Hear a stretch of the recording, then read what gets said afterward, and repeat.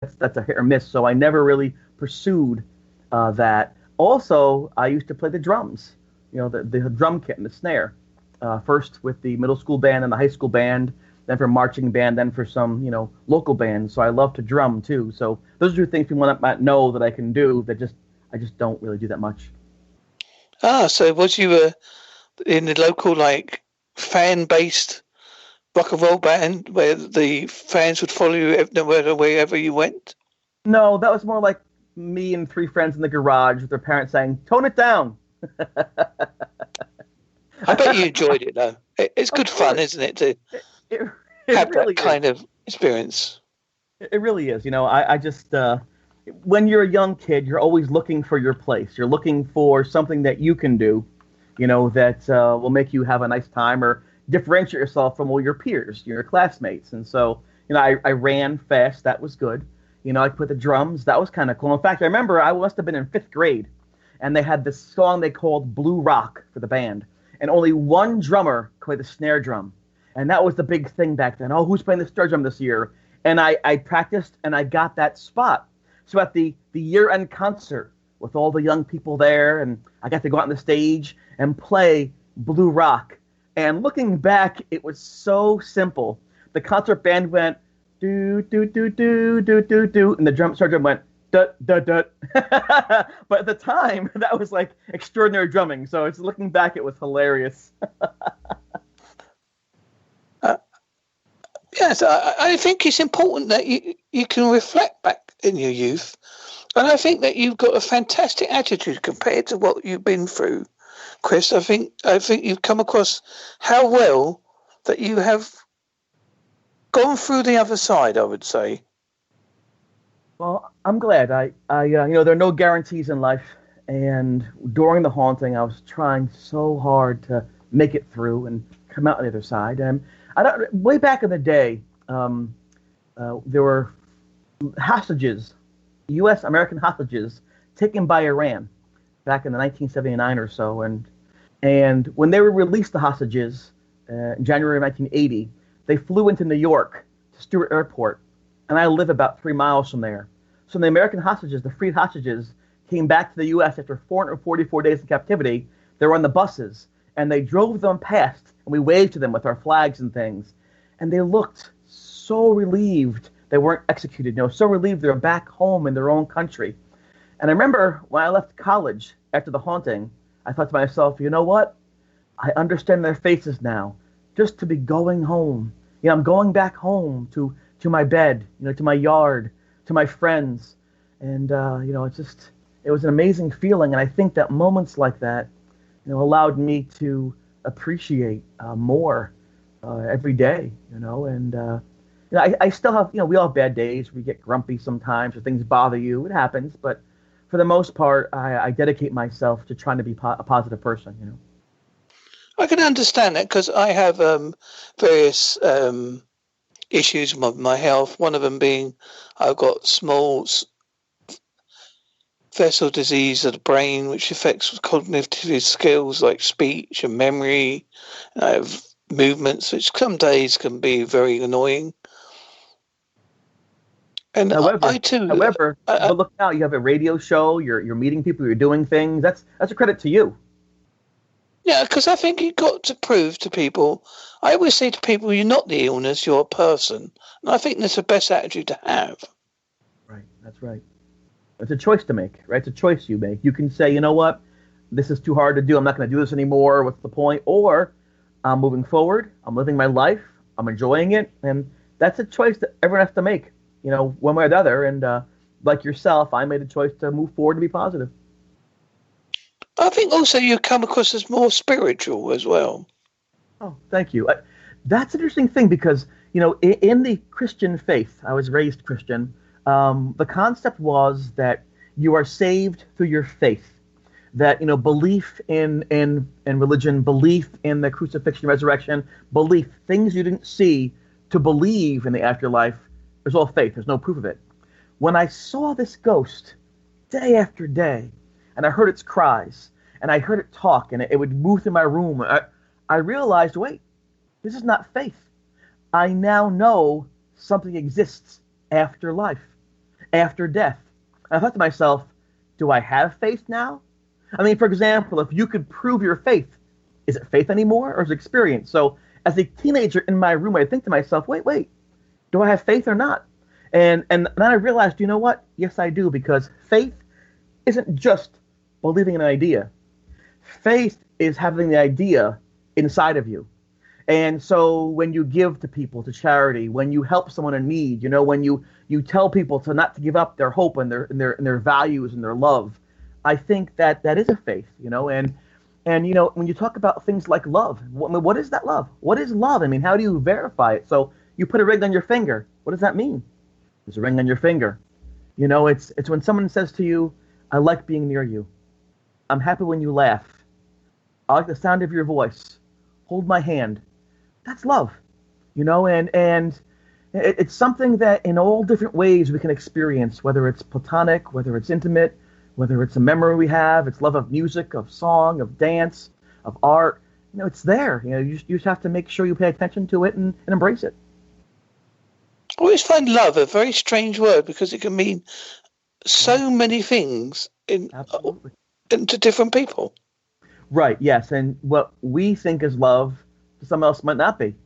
And what they think is love, we might think, well, how is that love? But in the end, we have to walk our own path.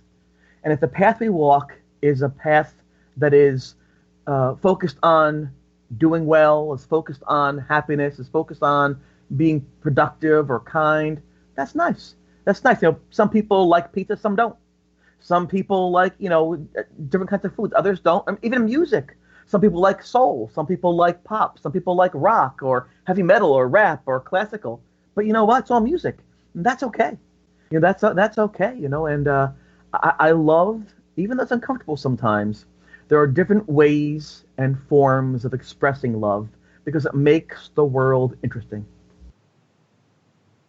Do you think that I do? This is only a theory, and I'll express it that it is a theory.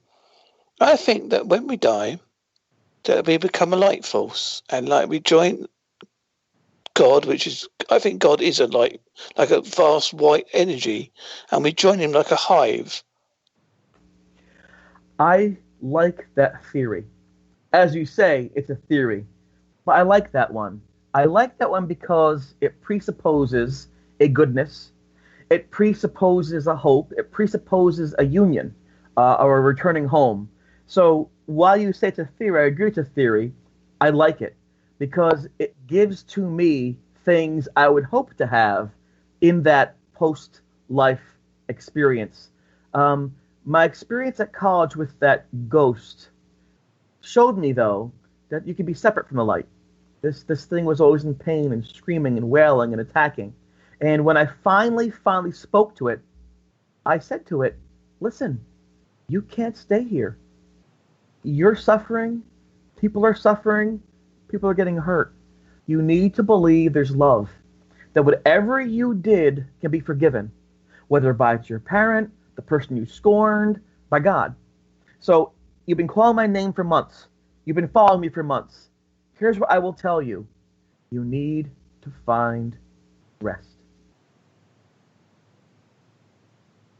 Yes, I quite agree. And also, I think it's important that we forget about the things that we do to others as well. How easy it is we can affect someone. Say, like, sometimes I might get annoyed and I might take it out on my wife. Not in a nasty way, but you might get a bit, say, oh, a few words you didn't want to say, that kind of thing. Right. And later on, you regret that. Yes. I think sometimes we forget how vulnerable we are. Well, yeah, you can have someone get a haircut, go to the barber shop, the beauty parlor, and they get a haircut. And then 5 people say, it's beautiful. If one person says, oh, no, what happened?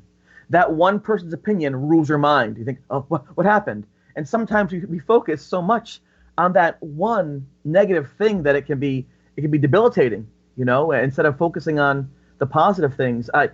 And sometimes, to back up your point, you can affect someone from a distance. We talk about, the words you use and how you behave, and that your nonverbal communication can lead to that.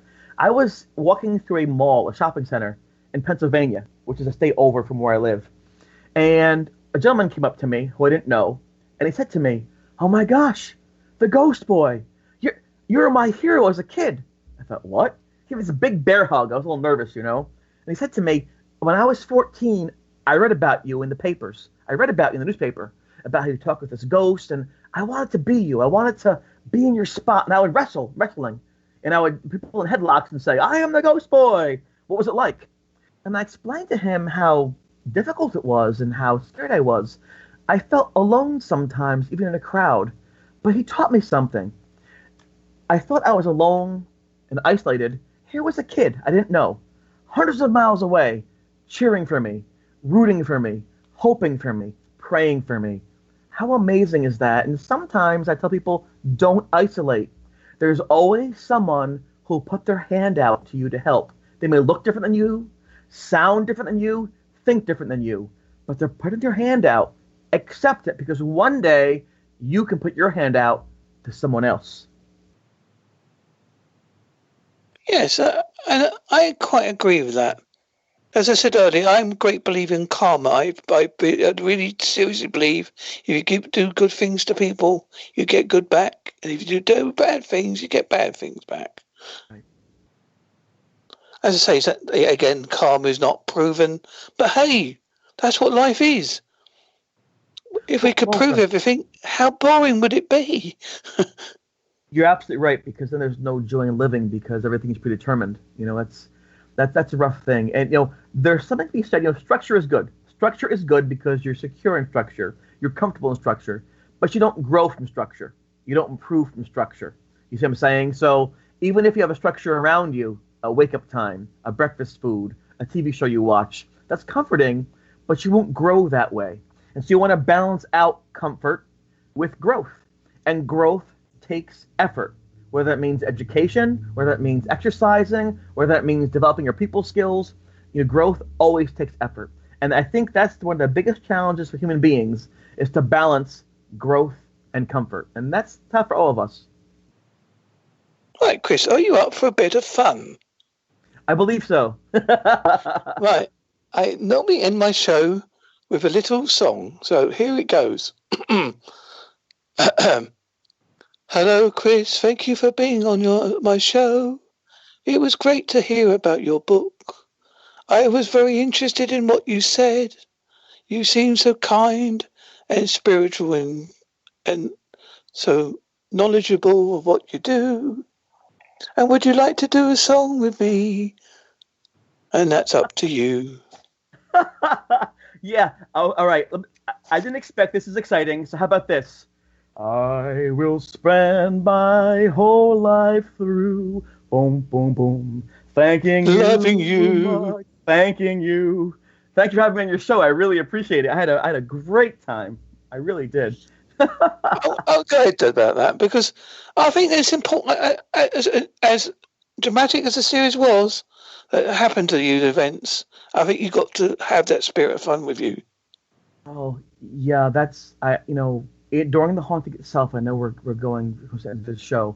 I always tried to find ways to smile, whether it was to watch an old TV show or go with my friends out in the town. I would just always try to make a laugh. And I remember there was this big snowstorm. We had feet of snow, so high, and I ran out the door with no clothes on, my birthday suit. Ran around the whole campus, and everybody was laughing hysterical. Then a snowplow came and almost hit me. Beep, beep. And then everybody laughed. So I always think it's important to, even in terrible times, laugh and enjoy what you have, and even simple things. Always think of the bright side of life. Yes. And I'd like to thank you, Chris, for being on the show. I do appreciate that very much. Well, thank you very much, sir. And my privilege. Thank you. Good night. God bless. And good karma to you.